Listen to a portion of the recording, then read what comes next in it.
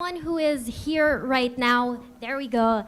Is everyone hearing me right now? Yes? Okay, great. So, good morning to all of you here, and good morning to everyone who is watching the live stream. Good morning to all of our friends and partners from the press. Welcome to the Executive House of the University of the Philippines. And by the way, my name is Ella Gomez, your host for today, and I would like to officially welcome you all to the UPCA 2026 press briefing. How about we start this day with the biggest round of applause? Yes, of course, today is a great day for UP as we celebrate the UPCAT passers. And by the way, today's media briefing is being streamed live via DZUP and TVUP, as well as on the university's official Facebook platforms, so that the students and families across the country and beyond may follow this important announcement in real time. We are also joined by our colleagues from across the UP system, our regional media partners, and members of the Philippine News Agency. Thank you all for making the time to be with us here on a Wednesday morning, whether here on campus or for all of you who are tuned in online. This morning, we share with you not only the latest UPCAT results, but also what these results tell us about how access to UP education is evolving. So let me formally introduce to you to formally open today's briefing. May I now invite a Vice President for Public Affairs, Attorney Marian Coquia Regidor. Big round of applause, everybody.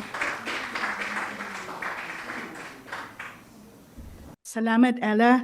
Magandang umaga sa inyong lahat.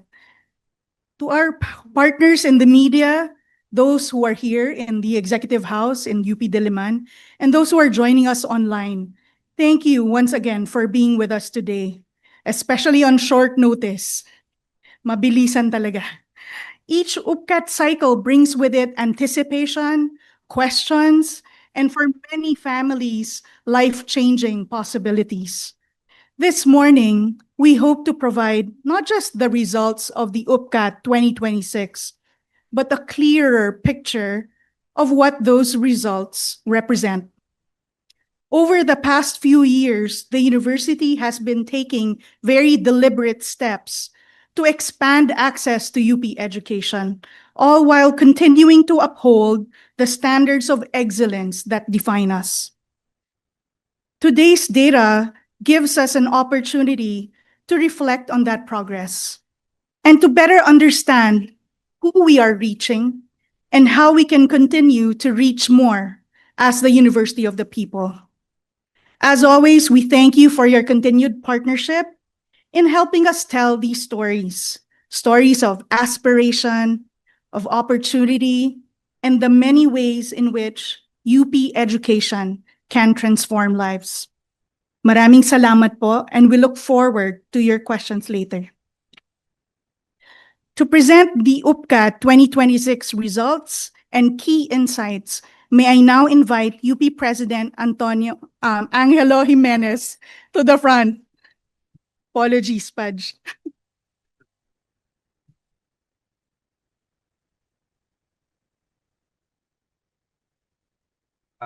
Sama tayo. Dito. Okay, okay.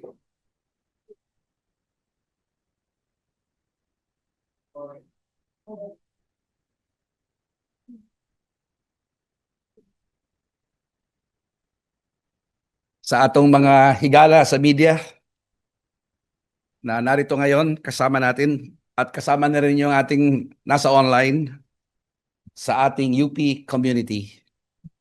Higit sa lahat sa mga pamilya at mga estudyante na nakatayo sa bungad ng sangandaan whose lives will be changed by today's announcement. Maayong buntag sa atong tanan. Magandang umaga po. Each year, this moment reminds us why the University of the Philippines exists. Not only to teach, not only to discover and to innovate, but to open pathways for the next generation of Filipino leaders. Today, we welcome a new cohort of students who will carry forward UP's mission of honor, excellence, and service to the nation. This is an annual ritual, to be sure, yet each year brings in new blood, new wave of change, of potential, and of hope for our university, our nation, and the world. To those who have qualified, congratulations. This is a milestone you have dreamed of and worked hard for, and one you should rightly take pride in. To those who did not make it this time, take heart, because this is not the closing of a door, but perhaps a redirection. There are many, many roads towards your aspirations, many, many paths to success, and many, many ways to serve the nation meaningfully. UP is only one of them. And even in UP, another door may yet be opened to you. It's still possible. As the National University, however, we are called to do more than select the best. We are called to ensure that those with ability are given a fair chance to avail of UP education. And this is the direction we have been steadily working toward. This year, we saw an increase in the number of UPCAT takers compared to last year, an indication that more and more families continue to take their chance at UP as a place where their children's potential can truly grow. Out of 147,437 applicants, 18,350 or 12.44% received admission notices, including those admitted to degree programs and those, take note, waitlisted. We have more qualifiers this year than last year's at 17,996. But the percentage of qualifiers out of applicants is slightly lower than last year's, 13%. Very slight. This is because the total number of applicants increased by 9% from last year's 135,236. And now the good news. What we find encouraging is not only the growth in numbers, but in what those numbers represent. Students from public schools, including science high schools, public science high schools, now comprise 57.1% of our qualifiers this year, compared to 42.5% from private schools. Hindi po totoong elitista ang UP. This percentage of public school qualifiers is higher than last year's 55% to 45% from private schools. This increasing percentage of UPCAT qualifiers from public school has been a consistent trend over the past few years, and this year it continues to move in the same direction. Especially if you note our base year of 2022, where qualifiers from public school comprise only 44% and private at 56%. So those from public schools have jumped by actually 21% over the last few years. And this is perhaps the most dramatic development in terms of the representation of student qualifiers who are in UP. This is an important development given the uneven distribution of resources across our basic education system. This trend suggests that the steps we have taken to expand and democratize access to quality UP education are beginning to make an impact in meaningful ways and measurable ways too. Geographically, our qualifiers come largely from the National Capital Region at 29.68%, followed by Calabar Zone at 18.39%, 8.77%. Central Luzon at 11.24%, and Central Visayas at 5.28%. From the National Capital Region and Calabar Zone, these represent slight dips from last year's number, very slight dips. However, this year we continue to see more students coming from more provinces. Central Luzon registered the largest increase in percentage share of qualifiers from last year.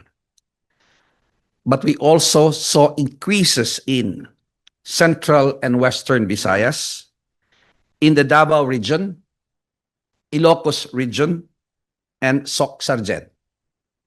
In Cagayan Valley, the Zamboanga Peninsula, and notably in the Cordillera Administrative Region, Autonomous Region, which grew from 1.17 to 1.26%. That's from CAR. And BARM, particularly, BARM, from 0.33% to 0.5% growth. And also significantly, from the Middle East, Filipinos took their exam at the Middle East from 0.23% to 0.04%. So more and more children of OFWs are coming to UP in a very significant number. Still, beyond these figures, what is important is the widening reach of UPCAT. With the increase in the number of our testing centers, particularly in areas that previously had limited access, we are seeing more students from a broader range of provinces qualifying for admission. For example, in Lanao del Sur, after we set up a new testing center in Marawi City, the number of UPCAT qualifiers from that region increased by 22%, from 54 last year to 66 this year. And this is, for us, a very important development. Again, simply by opening a testing center, we opened the door wider to 12 more bright students. Students who may well go on to excel in UP and change the future of their communities, especially in conflict-ridden communities, and the nation as well, for the better. Simply put, access matters. Where access improves, participation follows. Where participation increases, opportunity becomes more equally shared. In terms of campus distribution, UP Diliman continues to receive the largest share at 32.4%, although this is slightly lower than last year's 32.9%. But this is according to plan. More than 6,701 students, or a total of 36.52%, receive admission notices to campuses outside our big three, which is Diliman, Los Baños, and Manila, UP Manila. This is higher than last year's 34.8%, or over 6,200 students, which has also been a rising trend over the recent years. We are encouraging a trend of greater enrollment in our other constituent units outside Los Baños, Diliman, and UP Manila. And it reflects our continuing effort to strengthen the entire UP system and to encourage students to consider the full range of academic opportunities across our constituent universities. Turning now to socioeconomic indicators, 21.45% of our qualifiers come from households with annual incomes of 200,000 pesos or below, which is close to last year's 21.5%, practically the same. We also have 2,323 first-generation college students. This is 12%, 12.7% of this year's qualifiers. This is close to last year's 13%, which itself was a substantial increase from previous years. Now, this is significant because of who the first-generation college students are and what they represent. They are students who are the first in their families in 4 generations to enter college, giving these families a fighting chance to break the cycle of poverty and marginalization, a chance to have, simply put, a better life. I say once again that this milestone is very important to us. Our mission in UP is to give the underprivileged the ability to participate to the fullest in the opportunities our societies offer. We are also pleased to note an increase in the number of qualifiers from indigenous peoples and our indigenous communities. 439, or 2.4% of the total number of qualifiers, which is an increase from last year's 379, or 2.0%. Now, this is very important to us as well, and personally to me, as I am the first Mindanaoan who became UP president, and I am part of the Manobo tribe of Agusan Valley. I am a Manobo myself.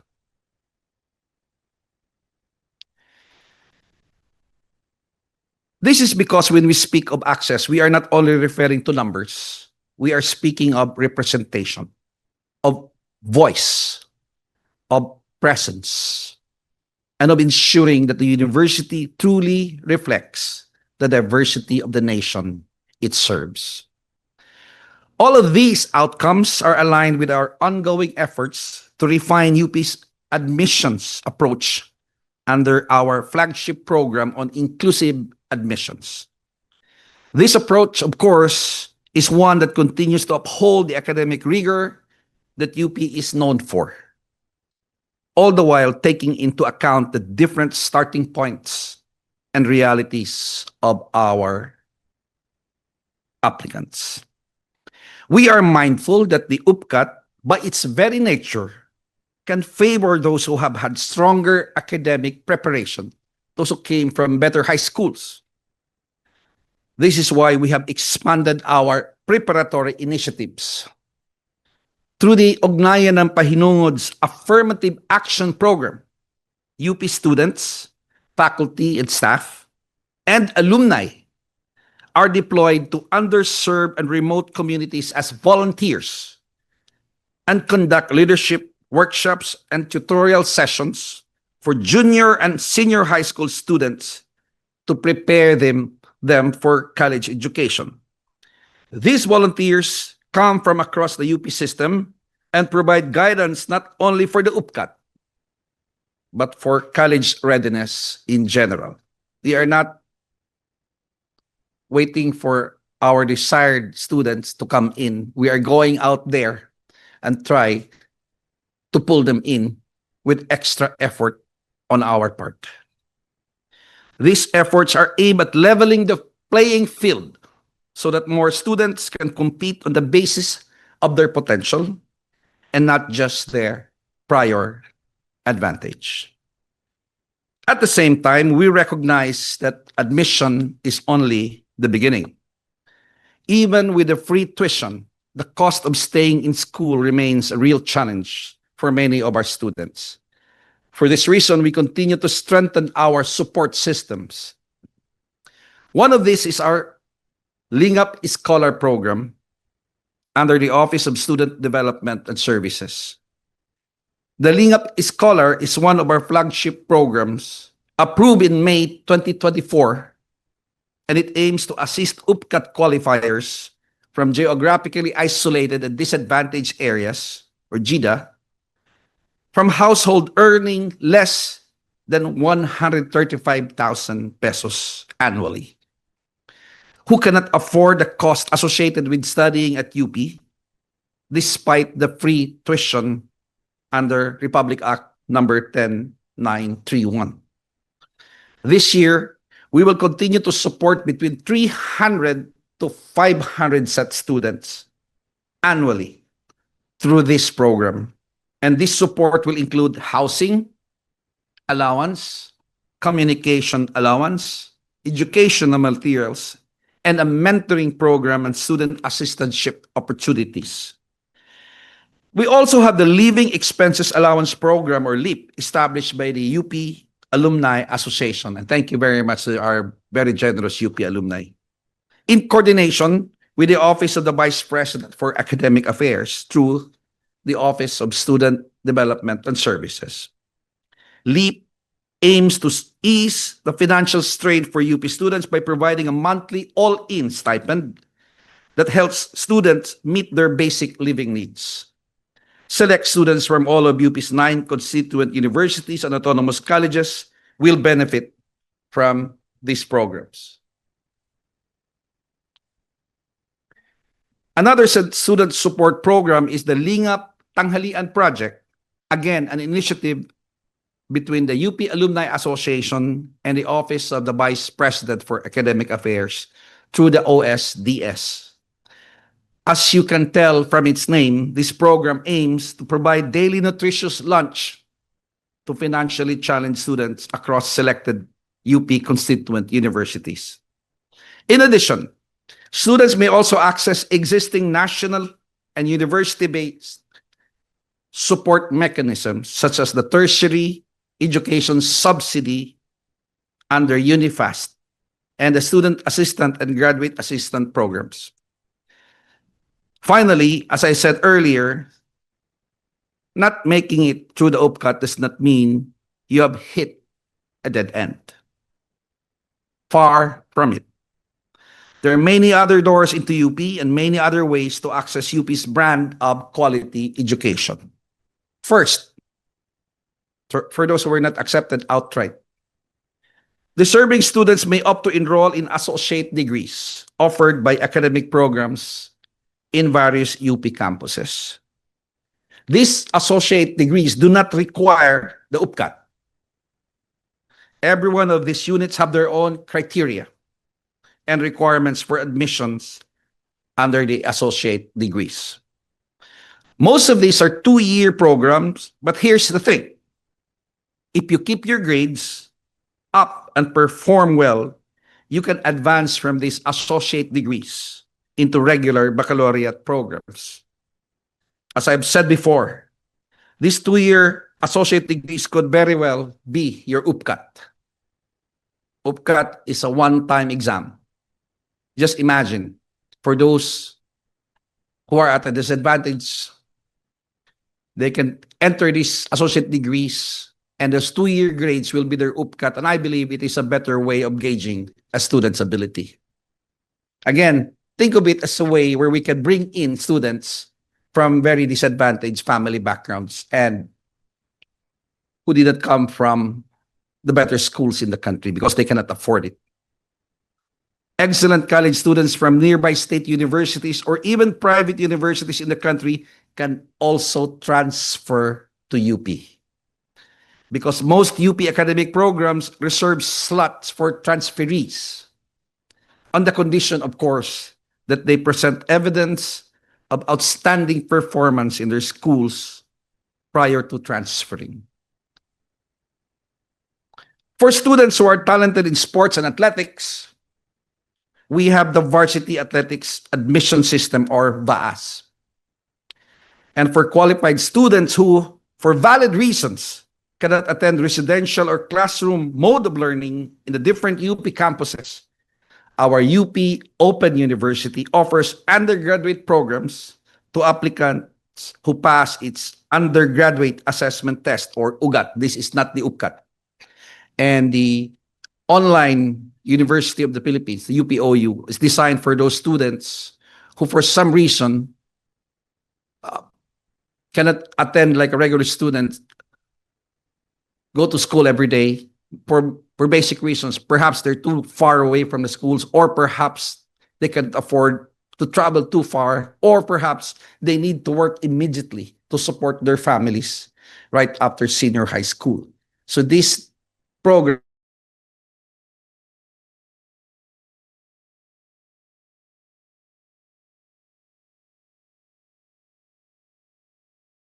or children of OFWs. For students, so all in all, our goal is simple. Our goal is to ensure that no student who qualifies for UP should have to decline that opportunity because of financial or other constraints. We are aware that much still remains to be done, but our direction is clearer than ever before. We are seeing student movement toward a university that is not a steady movement. We're seeing a steady movement towards a university that is not only excellent, but also more representative, more inclusive, more responsive, and more open to those who have the capacity and the desire to succeed. So to our students, UP will challenge you, but it will also shape you. It will ask much from you, but it will also prepare you to give much in return. Please note that our university motto is honor, excellence, and service. That means service to others. That is what it means to be a UP alumni, to serve. Our most important symbol is the oblation. To oblate is to offer oneself. Tayo pong lahat ay alay ng sambayanan. And in time, it will be your turn to contribute to the nation that has invested so much in your education. Daghang salamat sa atong tanan o maayong buntag.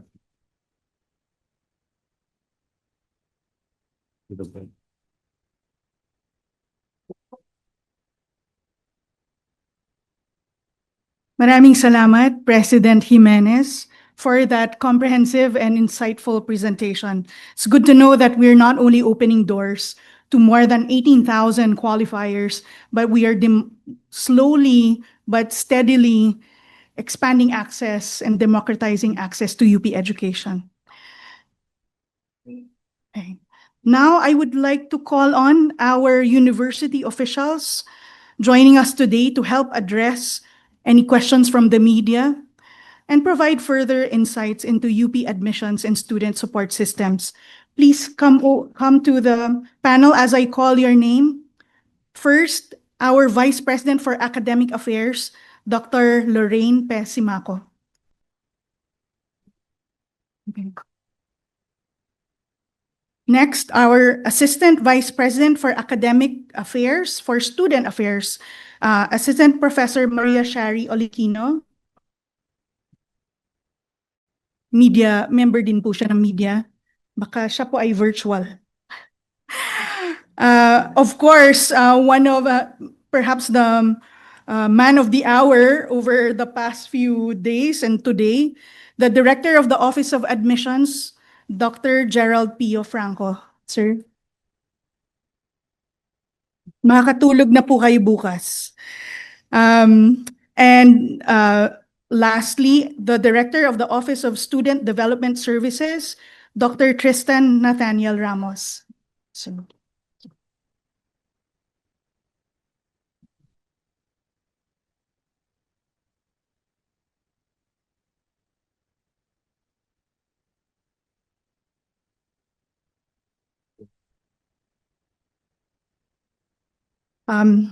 yeah.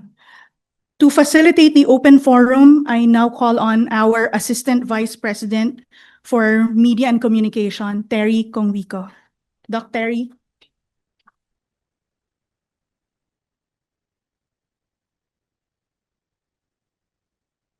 Thank you, VP Marian. Before we start the open forum, I'd like to first acknowledge media partners who are here in person and some are virtually present. Those who are here are from the Manila Standard. Thank you for coming. We have ABS-CBN. We also have Billionario News Channel.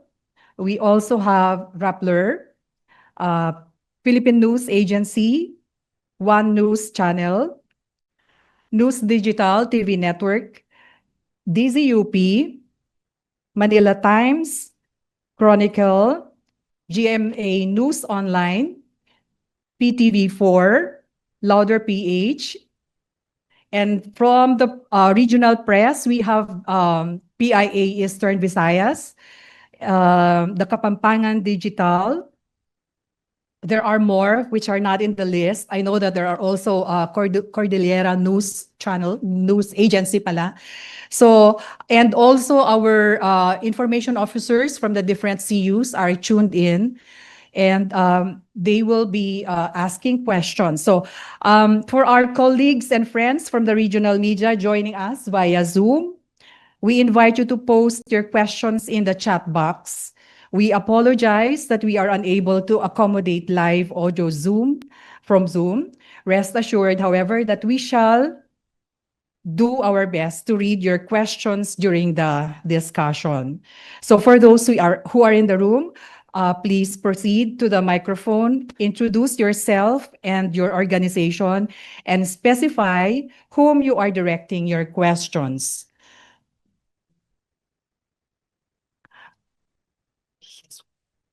So I now turn over the mic to Ella. Thank you. Thank you so much, AVP Terry, for formally opening the floor for the Q&A portion. As mentioned, the floor is now open for our friends from the media. If you have any questions, please go forward and grab the microphone and introduce yourself and direct your questions to our UP system officials.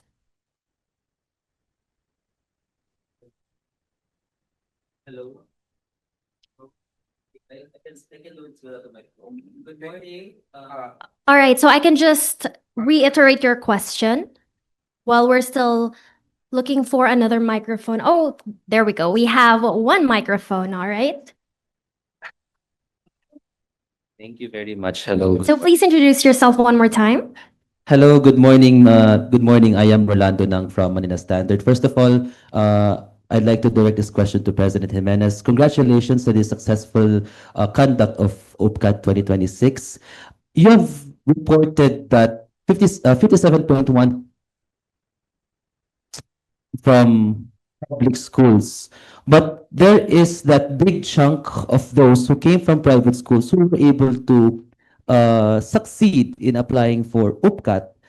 Do you still see that? Do you still see that particular trend as a concern in increasing the number of public school applicants who nakakapasa dito po sa yearly na UPCAT? Do you plan to increase nakikita nyo ba na mas dumami pa yung mga public school passers? Nakikita nyo po ba yun, sir? Yes. Yes, actually, that is a very conscious effort on our part to bring in more students from families where less served families, no. Tandaan natin, no, 44% as of 2022, the base year, it jumped to 57.1%, no, in just about less than 5 years, or about 5 years or so. So this is an example of a very successful policy implementation of a particular objective, which is to have a more inclusive admissions policy. Hindi na po totoo na may elitista ang UP, although hindi kami discriminate sa mga talented students from better off families. And we are seeing this trend. Personally, ang target ko by the time I'm done is 60% from public schools. That's I think it would be a very good balance as well. But we are not discriminating against anyone dito, no? So kung napapansin mo, we are introducing a slew of initiatives, including affirmative actions. Talaga, mga volunteer teachers, faculty, and students namin are going out, panning out to the provinces in the very, very remote areas to prepare students for college life, and including help them pass the UPCAT as well. Pinaka-dramatic dito is what happened last year, no, in Nabunturan, in Davao de Oro, the only thing we did was put a testing center in Nabunturan, the capital of our newest province, which is Davao de Oro. This is conflict-ridden areas. Napansin namin, 6 lang pumapasa doon. We're not charging any fee for the UPCAT at all. Libre na yon. Binabayaran na natin from the budget ng UP or sa income sa income ng UP. And from 6, we were able to get 33.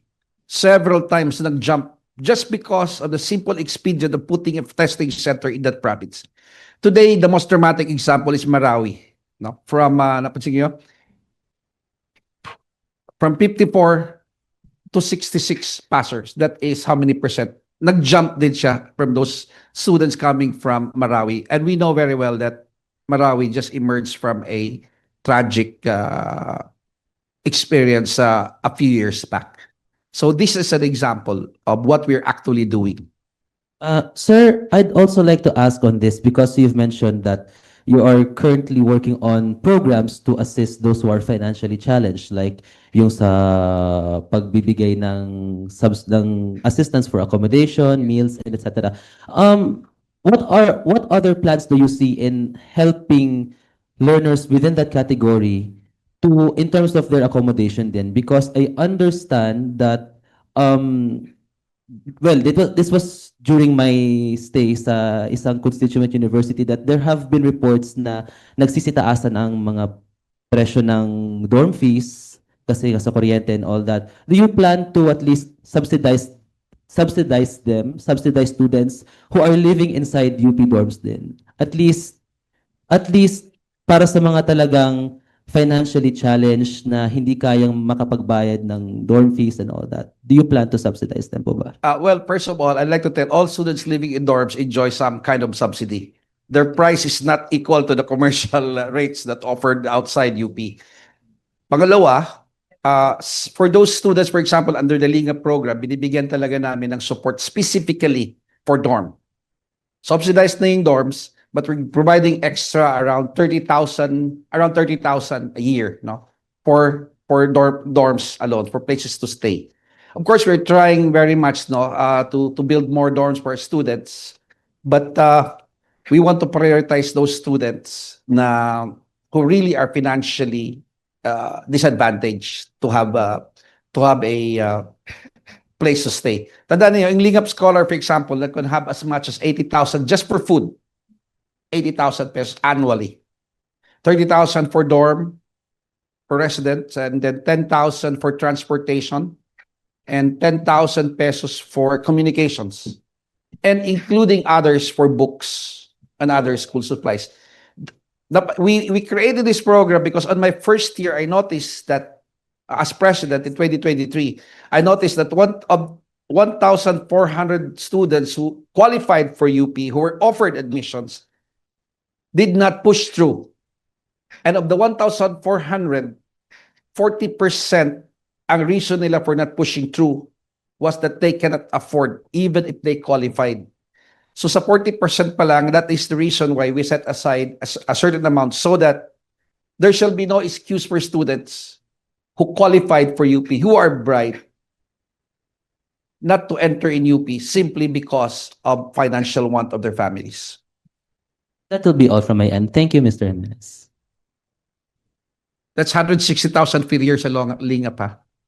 Ang income nyon is 135,000 or lower. Ang family income nila. Per year po. And this is not, this is need-based, ha. Hindi ito yung you have to maintain a particular average. No, need-based to. Good morning po, President Jujel. Denise Osorio po from PTV. Sir, follow-up lang po ako sa tanong ni Sir kanina. Bale, is it safe to say po that we could guarantee now enough support for those deserving who come from underserved communities and poor families? I do not know about the word guarantee kasi parang legally ba. But every student will have specific circumstances. Yung iba may not just be financial. No, there could be perhaps in conflict areas. No, there are other emotional, psychological needs, or there are specific family needs, hindi namin makakapture. Ang sinosolve lang natin dito is how to support the expenses of coming into UP. However, once pumasok sila sa UP, we have psychosocial services as well. Makakatulong dito, maka-explain yan. For those na ganun ang rason, na hindi purely financial. Because it's, human beings are complex. No? They're not just people who eat, drink, or work. No? They have other problems. So we have a full range of social, psychological services available to them to be sure that they can not just survive, and it's not only the material needs that are required, that are provided, but also their emotional needs as well. So, but we are very confident because the numbers show it.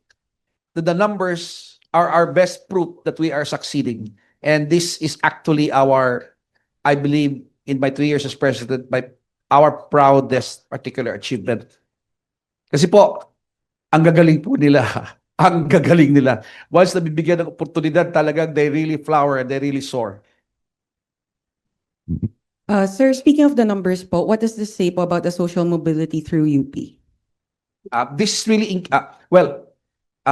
social mobility is what really actually happens once you get UP education. That's the purpose, no? The upward social mobility. So what we're trying to do is pick from the underprivileged of our society, and prepare them for better lives. For example, tumaas yung ating mga estudyante, specifically yung mga data scientists natin, hinahanap, hindi naman ganun kadali kasi they will declare their incomes, no?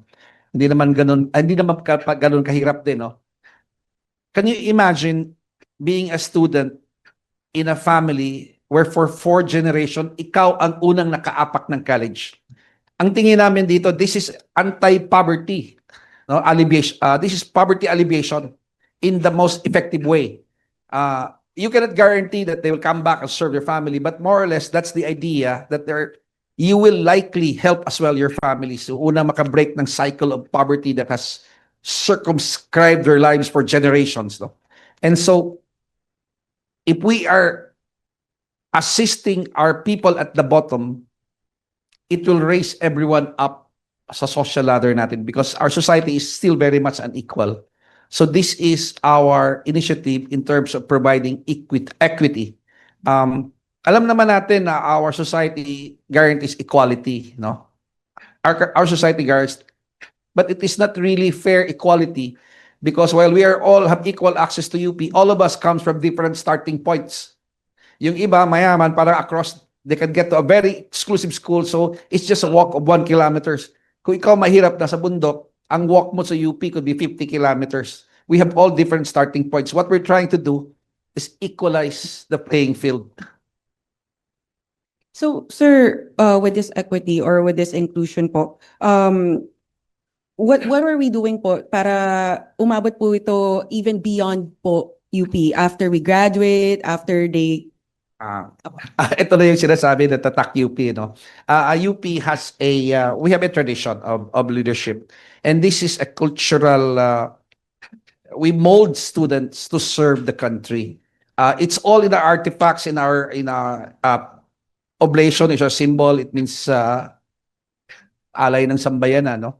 And we just added the word service to our motto. It's always been there, pero nilagay lang namin where it should really belong.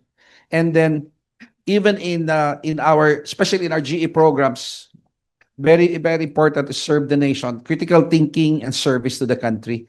Sinasabi ko nga, kung ayaw natin magserbisyo, I truly suggest that they consider other schools. Thank you so Thank you, much, thank you. President Jimenez, for shedding light in this matter. At this point, I would like to call once again AVP Terry to read questions from online. My phone-in question. This is a question from Zoom, from the Cordillera News Agency.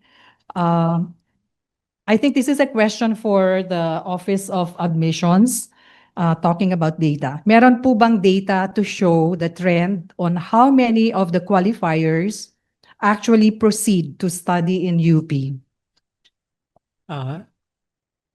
Thank you for that question. So I think this question is about what we call the no-show rate. and the no-show rate, the number of qualifiers who decline or who do not enroll into the campus into which they are admitted, is differs or varies according to the CUs. And in the case of UP Diliman, historically, the number has been around 30 to 33%.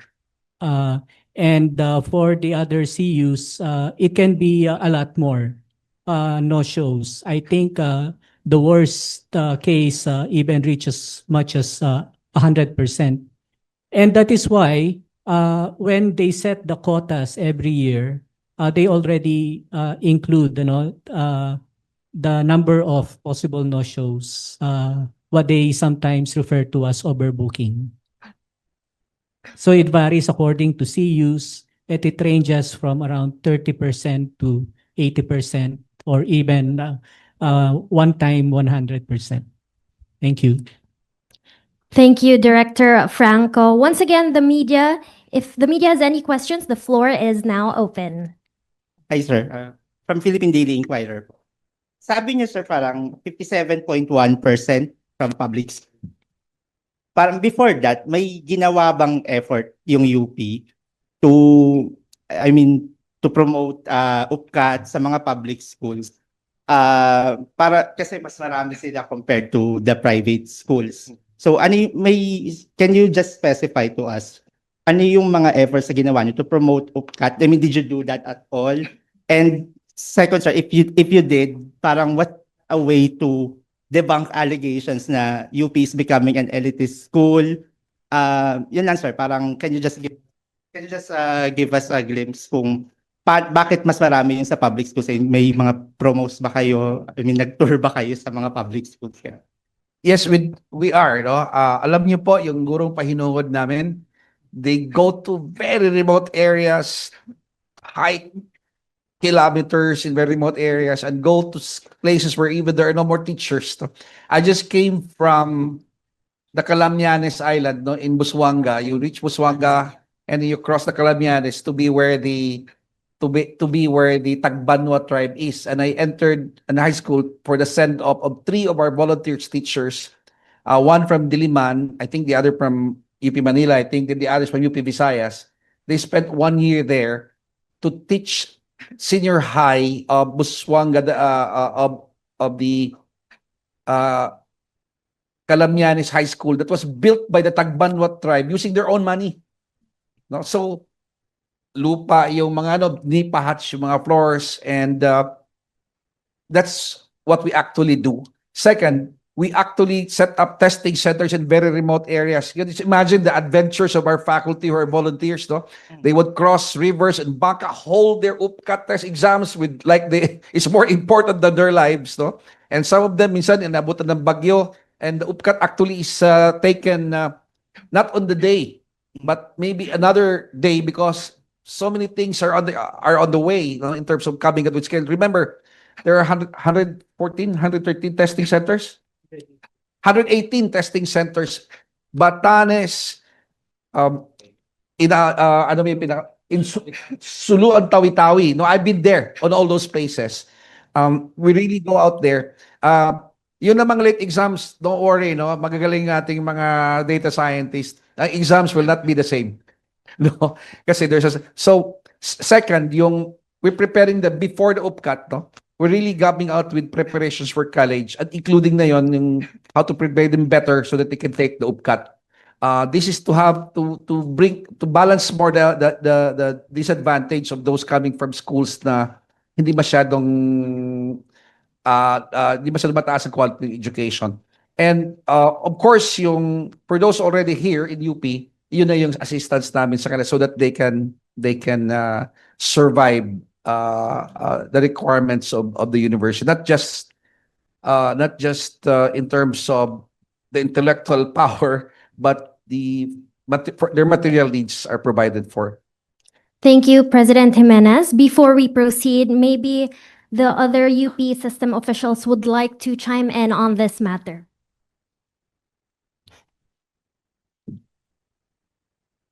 Hello. Yes, I would just like to highlight that affirmative action program of the UP Pahinungod, because this really matters in terms of preparing communities that are underserved. So they go there, they start informing the students that about the UPCAT, how to apply, inform them of the requirements, etc. And then they also provide bridging programs wherein they teach math, science to augment knowledge so that they can be prepared to take the UPCAT. They also inform our students about the programs of the university, like the Lingap Scholarship and everything that can support their studies when they enter UP. So this affirmative action program actually increases the awareness of our students, senior high school students, so that they can be encouraged to apply and also, dream about entering UP. Otherwise, kapag hindi sila kasi nai-inform, hindi po nila nare-realize yun. So this actually matters in terms of informing our senior high school students, especially in remote areas of the country. Sorry, follow up lang. So, parang, aside from this year, sir, in the coming years, of course, syempre may mga susunod pang UPCAT. Parang you will continue this effort or sustain this effort para to inform the underserved areas na UPCAT na ngayon. Kasi in Metro Manila, most schools or all schools are aware kung kailan ng UPCAT. Pero kasi some areas have no access to internet, so they have no idea kung kailan yung UPCAT. So, will you sustain this effort para at least every year, those from those areas will be aware or will know na UPCAT season na? Thanks for raising that. President Jimenez mentioned that these are volunteer teachers, but this is an institutionalized program under the Ugnayan ng Pahinungod. In fact, there are some of our team members are right behind you. One of them was former Gurong Pahinungod who has joined the UP system team. So, hindi lang po ito sporadic na volunteer program. It is an institutionalized part of the UP system's operations and will continue to be part of our public service offering. Thank you, VP Marian, for answering that question. Yes, please. We have an answer from VP Lorraine before we proceed. Yeah, so I just like to add, especially the question on how do you reach the most marginalized. It's not just in the Philippines. Reaching the last mile means yung pinakamahirap lapitan. Those are the people who are, for example, the Bajaus, who are nomadic. You have people from the mountains. And the answer to this is that we just need to be there. Access should just be there. As what President Gigil mentioned, just opening a center, you're there. They will show up. So that is what we are doing. And at the same time, for those who will qualify, you need to have, of course, take the UPCAT, and you need to submit your grades, which is a challenge for some. Maybe they don't have the capacity to send the records, or hindi nila alam kung paano gawin yun. So we are working with organizations to help us collect that. Also aware of data privacy concerns. There are issues in terms of reaching the students in Mindanao, yung sa BARM, kasi maraming no-show, maraming hindi nakakapasa kasi hindi nakakasubmit ng mga grades nila. So they take the UPCAT, we are there, but they don't submit their grades. Or we would be getting grades na basa siya, it's wet, So we are trying to operationalize that logistically para hindi lang yung may centers tayo sa area na yon, but at the same time help reach out to them in terms of what they need to submit. So we're doing that.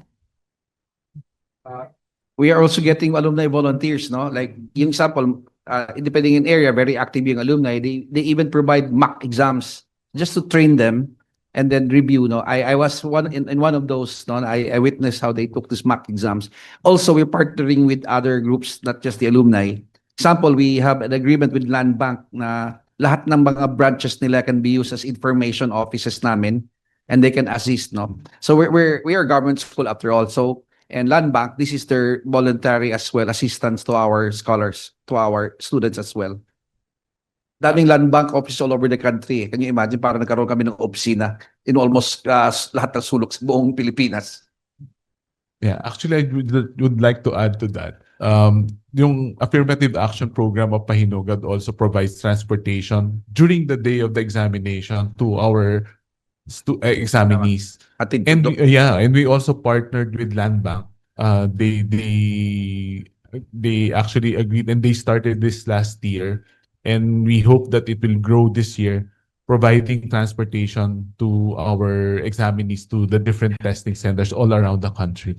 So, ang ganda nga nung story because some of their employees really volunteered na own Own vehicles. Yeah, own money, own vehicles nila ginagamit for our examinees.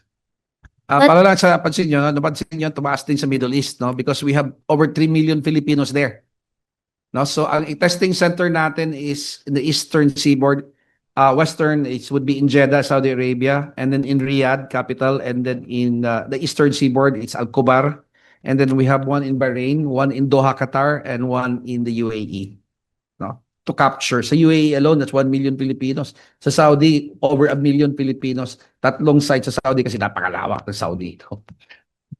Let's also hear from Director Franco, the Director for the Office of Admissions. I just wanted to add earlier, that the Office of Admissions has a formal partnership with Pahinungod. And in fact, I was last month, in Coron, and I participated in some of their activities and witnessed how they help, students, from these far-flung communities, to how to help them that they can have a better chance of getting into UP. Thank you to our UP system officials for thoroughly answering this matter. At this point, we are now opening the floor once again for our friends in the media. Okay, magandang tanghali po. Ang question ko po ay para po kay, pakilala po muna ako. Ako po si Emil Kailing from dito sa Pilipinas ng Louder PH. Ang question ko po ay para po kay Sir Angelo Jimenez, ang President po ng UP.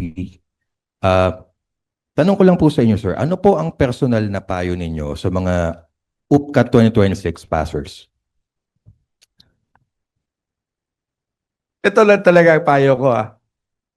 Kahit anong gagawin mo, as early in your life, start reading. Pag reader ka, para bang everything follows eh. You can understand questions better, you can express yourself better, you have better vocabulary, reading, learning to read. So to those parents out there with young kids who wants to put them in UP, get them to read. The more they read, believe me, the better their chances are. Kadalasan ng mga passers namin, ang galing magbasa. No? Galing mabasa. Because it's foundational, di ba? You cannot even begin to understand math kung hindi ka magaling magbasa. And very important po to kasi sa mga international student assessment, nahuhuli na tayo sa reading and comprehension. Ang reading is hindi yung bagong read ngayon na where you na, here na me. Yung mga shortcut to. Ang reading is be able to read it and understand what you read. And this is increasingly a challenge. So ang advice ko lang talaga is, kung isa lang talaga mabigay ko, get your students to read. At ito, get them to read what they love to read. Kung ayaw nilang basahin, ikaw parent, ikaw nagpili, they will develop a negative attitude towards reading kasi pinipilit mo, no? If they like to read sci-fi, if they like to read comedy, get them interested into something and encourage them to read on that. Para reading becomes a joy. It becomes a joy. So that would be really something that I can say in general, no? In general.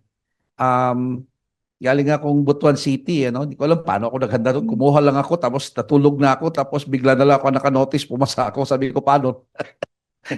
So I'm from Butuan City, no? So high school 88, I took the UPCAT I think in 82. So 83 ako pumasok, no? Hindi ako nahiyang sabihin ko anong ko, student number. Yun lang po, maraming salamat po. Thank you so much, President Jimenez, for that insightful advice. Before we proceed with the questions on ground, let's move over to online and see what our online media partners have to say. As I turn you over to AVP Terry. Here's a question from Kadangpan Digital, regional online news, I think.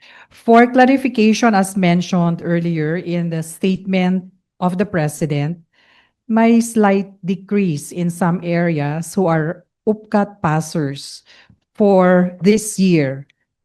But what factors? Yung mga slight degrees, matter of 0.01%, I would say perhaps hindi siya ganon ka-significant. Yung ibang na-mention. Pero yung iba, ano ba yung mga significant decrease? Kung 0.01 lang, lalo na for example yung sa case ng, ano ba? May maliliit 0.01 ganon. More or less the same yun no?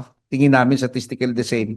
Pero ang trend sa, for example, sa yung other, not just regions, sa socioeconomic, ano yung mga increase na, Sa income. those with, mga qualifiers muna. There were some na 0.01 lang percent. Asan dyan? Can you mention some? The small one, yung 0.01, nakita namin well within trend kasi hindi naman talaga consistent kung maliliit lang. Ang tinitingnan namin is overall trend, no? Eastern design. No, hindi yun. Well, there are ang dami, no? Ang consistent pala is the ratio of men and women, 60% pa rin babae ang pumapasok sa UP. Ano pa bang significant slight decrease? There's so many statistics. Let's also call on the Director for the Office of Admissions, Director Franca, to shed light also for this matter. In relation to that question, let me just maybe provide the context. The Office of Admissions works on the basis of quotas. There is no passing score. There is no passing grade in the UPCAT. So we just go by the quotas set by the various campuses. And that those quotas have been stable for a number of years. So it stands to reason if we were to, let's say, open a testing center in some remote province, then most probably the number of qualifiers from that province will increase. But then, where will those slots come from, or where will be they taken away from, And most of the time, it's from those large provinces like NCR. I mean, large areas like NCR, the more urbanized cities. So those are the trends, that we see.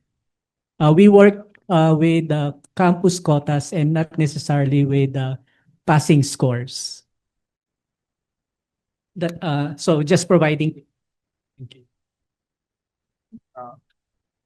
Siguro from sa mga public schools, nag-increase ng bahagya at for me this is a significant ang coming from general public high schools compared to science high schools.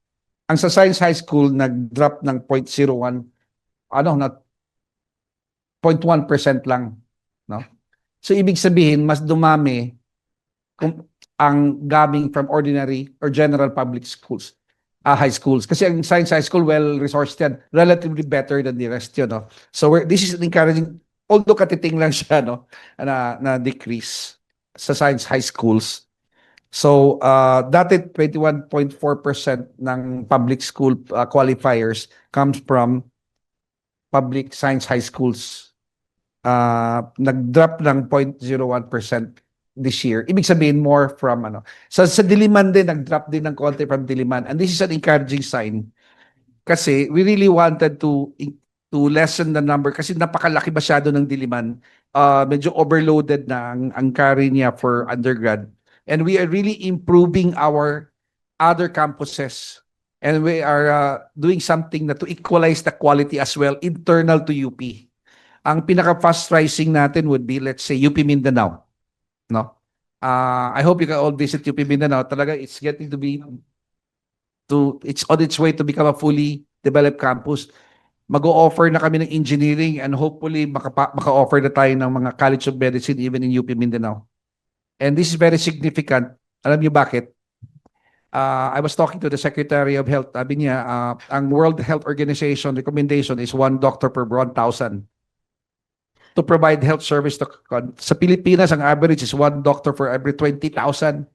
In Mindanao, 1 doctor for every 40,000. So, ang pag-increase namin ng number of students doon sa other units has to do with equity and social justice as well. And in Mindanao, there's an added framing. It's peace building. At it also helps kasi masyadong overloaded ang teaching load ng mga teacher natin sa Diliman. Still the favorite because it's in Manila, no? Access at saka pinakamarami pa rin. So, and second, we really want also to give more focus on research and innovation aside just innovation sa UP. That's why we created a new office, the new Office for Vice President for Research and Innovation. So we're shifting towards more research and innovation, but we will always have our undergraduate programs. Total yan ng mga 66,000 total. Ang UP students, around 46 to 47%, 46,000 would be undergraduate students. Spread over 200 programs. And then around 200 programs and saka sa graduate would be around how many? 300 yata to 400 graduate programs above undergrad. So ganito yung University of the Philippines. UP Tacloban will soon become, it's already an autonomous campus, no? Pero it will soon, perhaps, we're working towards a full-blown raising its status to a full autonomous university as well. So, nag-improve. But you say, ang top talaga natin, no, top 3 is Los Baños. Los Baños will have around 15,000 students. Manila, hindi ko memorize. Ilan ba students? 5,000? No?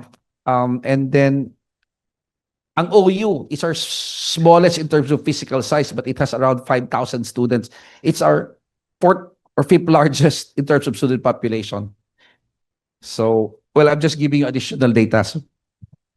Let's also give the floor to the Vice President for Academic Affairs, VP Lorraine. So I'd also like to add. Meron ba? So I also like to mention, may mga decreases, but it's not really statistically significant. But there are also some wins, like there are provinces or regions na walang qualifiers before, and meron na ngayon. So an example of that is Sulu. Wala silang qualifiers for the past few years, and now they have it. So I think apart from that non-statistically significant decrease, we should also highlight the wins that we have now kasi we are reaching more people through our testing centers and our affirmative action. And I think sa BARM din, no? Mas dumami na ang qualifiers natin sa BARM compared to last year. Thank you so much for your answers. At this point, we can accommodate 2 more questions from the media. Yes, please. Hi, good morning again. It's me. I'd like to ask po Sir Franco and Mr. President, of the 29.68% of passers coming from Metro Manila, how many of them po ba, sir, came from public schools and how many of them came from private schools? Do you have the numbers po ba, sir? Hindi pa namin ma-disagree, pero i-disaggregate pa siguro namin. Disaggregate pa. I see. Pero anong gut feeling mo? Oo nga, no? Hindi pa namin. Same pa rin. Same proportion. Probably same proportion. Same proportion po, sir. More or less, more public schools than private schools. Yes po. And one very minor question, Sir Franco, how does it feel na ikaw na po yung nababasa ng mga passers na mga nag-a-apply for UPCAT, sa mga admissions nila kung nakapasa po ba sila or hindi? Kasi sa mga recent testing cycles, ang nababasa po kasi nila yung mga quote and unquote love letters from Professor Kiko de los Reyes. How does it feel po, sir, na ikaw na po yung nababasa po, sir, sa kung sa mga UPCAT exams po, sir? If you won't mind answering the question po. How does it feel to be St. Peter? Yes po. Pwede bang no comment? Actually, this is not my first time to be the Office of Admissions Director. Even before, I was already the director, and I've already had those kind of experiences. So it's not something new to me. Oh. We can accommodate one last question. If our friends from the media have any more questions, there we go. Hi, Yes, good please. afternoon po. Sharilyn Antalan from GMA News Online. So, I know that this may have, this question is related to the questions earlier, but I'd just like to ask lang specifically, there's a persistent perception that UP is still accessible to more privileged students, some even labeled online as Nepo babies. Yung sinasabi nila na, ang gaganda ng kotse, pero nasa UP.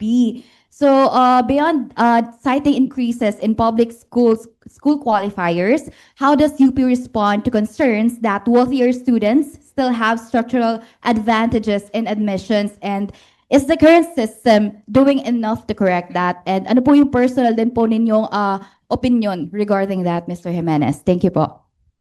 I don't know if we updated our incomes, no, but over 50% of our students have income of over 500,000 up, no? And our about 9% have incomes of below 100,000, 9%. Some of these students cannot even show any income because their parents are walang record yung business, yung peddlers. Maybe tricycle drivers, walang record yan sa ITR, hindi naman sila required. The informal economy, we have those kinds of students. And then 200,000, mga 10%, 10%. Perhaps over 1 million would be around 13%. Over 1 million. And an over 1 million income is not a rich person. He's, I don't know, director, anong rank nun? Anong salary grade nun? Kung 1 year mo, annual income to ha, gross. Gross to. But useless kasi yung upper middle kasi ang Philippines kasi pag sinabing top 1% of the income, it doesn't really mean a lot because grabe yung income inequality. So pag you say upper middle, there's a sense na okay siya, no? Relative to the rest of the population yun, no? So struggling pa rin yung upper middle families. 1 million is, kung i-divide me to 12 yan, magkano man 80,000, no? 80,000, a family of 5. So, ito yung income distribution, no? 1,000 below 10.5% of our students. 100,000 below ang income, 10.5%. I was citing last year's, no? Ito pala yung this year eh. So, between 101 to 2,000 below, to $2,000 at pesos per year, sorry, 200,000 is 10.9%. From 200 to 300,000 annually, it's 10.4%. From 300,000 to 400,000 annually, it's 8.6%. So from 400,000 to 500,000, it's 8.8%. From 500,000 to 1 million, it's 22%. 1 million above is 25%. No, 25%. So, hindi talaga supported ng statistics ang notion na elitista ang UP. Pero meron, no? But very few ang actually yung, let's say, talagang rich talaga, no? In a sense na hindi problema ang financial. At 1 million, these are struggling families, 1 million a year. 5 kids, 3 kids. Kung sabay-sabay mag-college yan, that's not enough. No? That's not enough. Pero kung makapasok sila sa UP, libre tuition or government schools, no? Okay yun, they can get by. Pero kung i-private school mo, hindi makapasok yan. Kung sabay-sabay yung mga anak nila. So, hindi talaga supported ng statistics ang claim na elitista ang UP. And nevertheless, we're still trying to really provide equity by focusing on the underserved. And the proof here is from our experience, the underserved population is bankable. May talent doon lumalabas. And proof na namin, ilang taon nito, maganda ang record ng pumapasok sa aming from the GIDA area. But we will have a more complete picture after 4 years of the program, a better picture. But so far, they're thriving. No? They're thriving very well. Thank you po.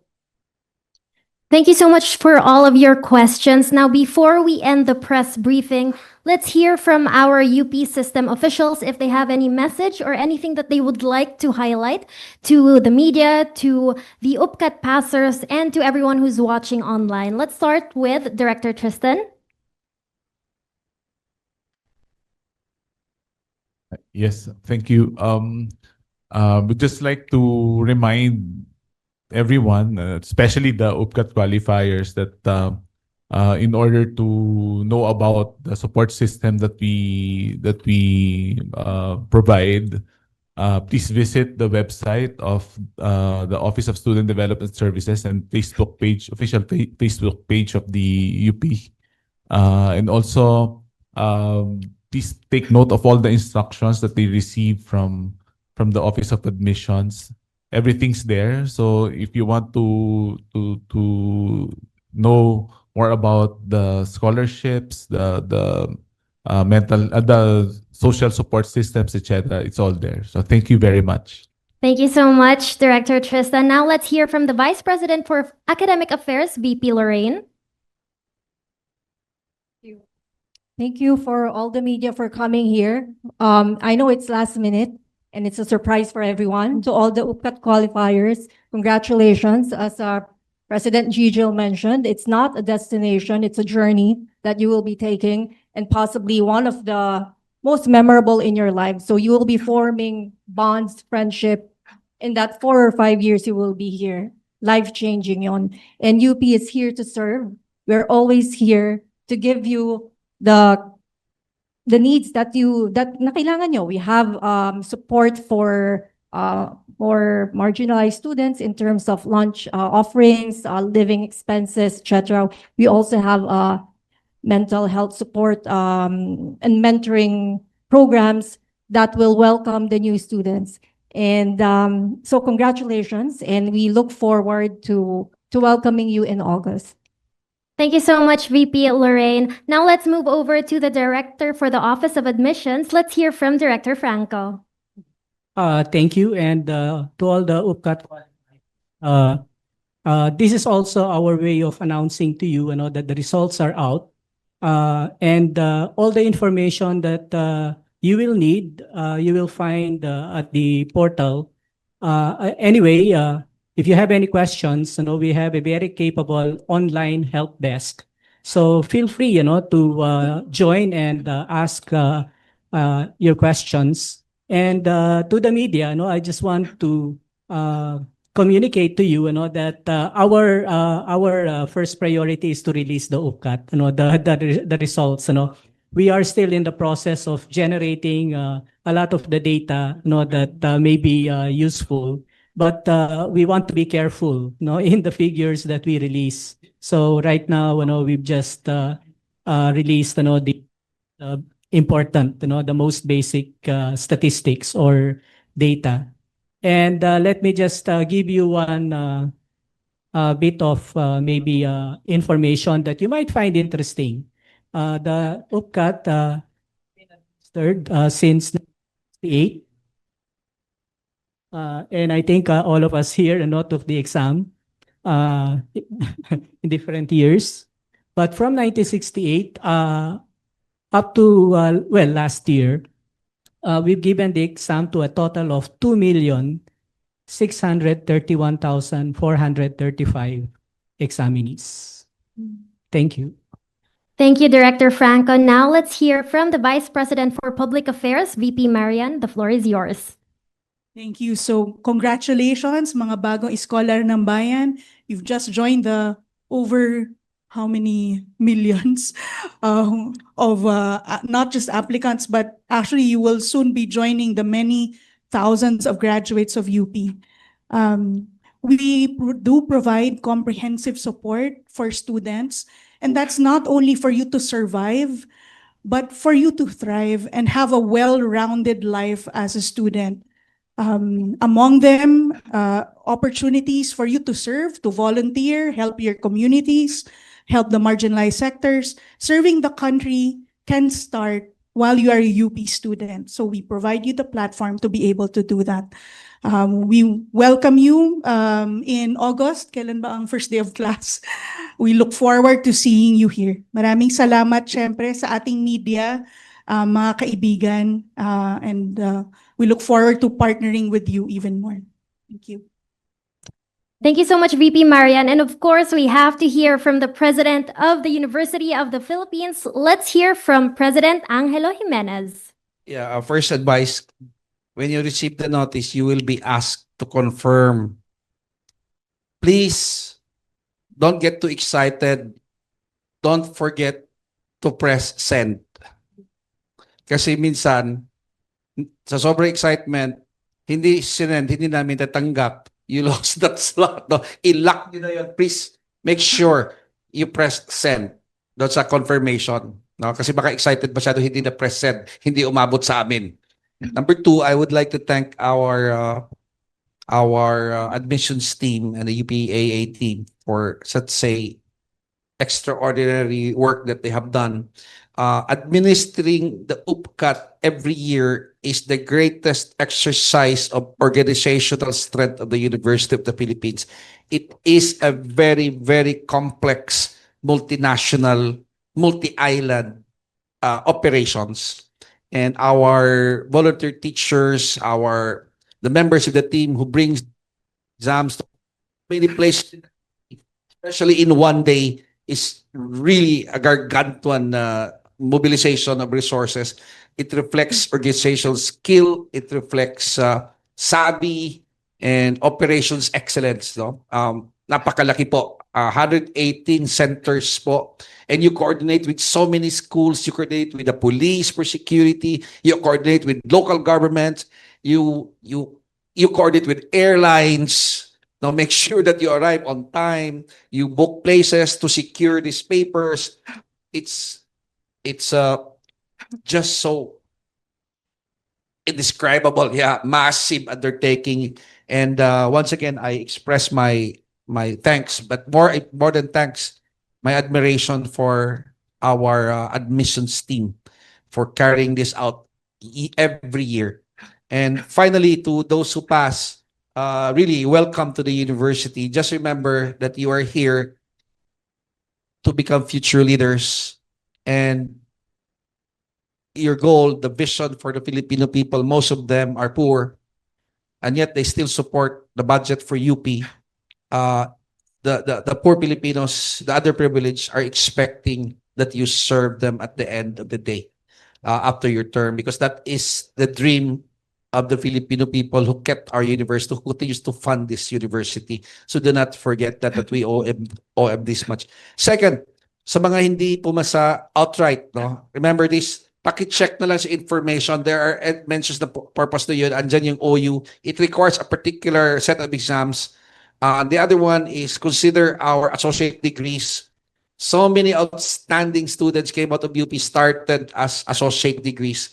Kasi kung UPCAT, lahat kayo sabay-sabay, may disadvantage talaga yung underprivileged. But your associate degrees, it means a 2-year UPCAT. It's a better indicator of your ability.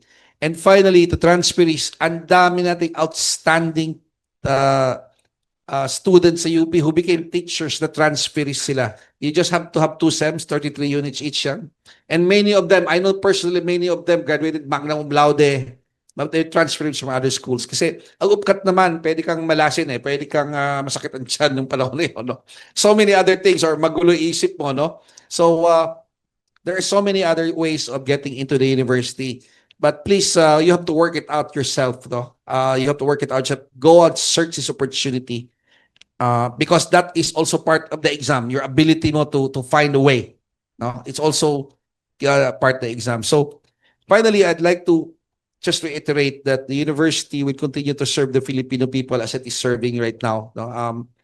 We have 300 research institutions directly serving the country's needs, especially yung lalo na ngayon no yung Resilience Institute natin among many others no. Ang UP is shifting towards a research and graduate school with a very strong undergrad. Ang goal namin ngayon is to help other schools improve undergraduate education so that there will be more excellent schools, more schools na equivalent ang standard sa UP, and they will provide a broader base a feeder base for our graduate schools.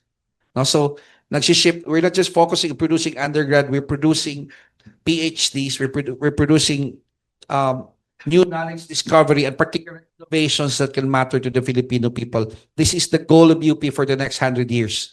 When we were established in 1908, simply lang, provide leaders to the country. So provide. When we were founded in 1908, there were only about 7 million Filipinos. There were only about 15 higher education institutions. Today, we have 1,000 plus higher education. 1,600 of them schools.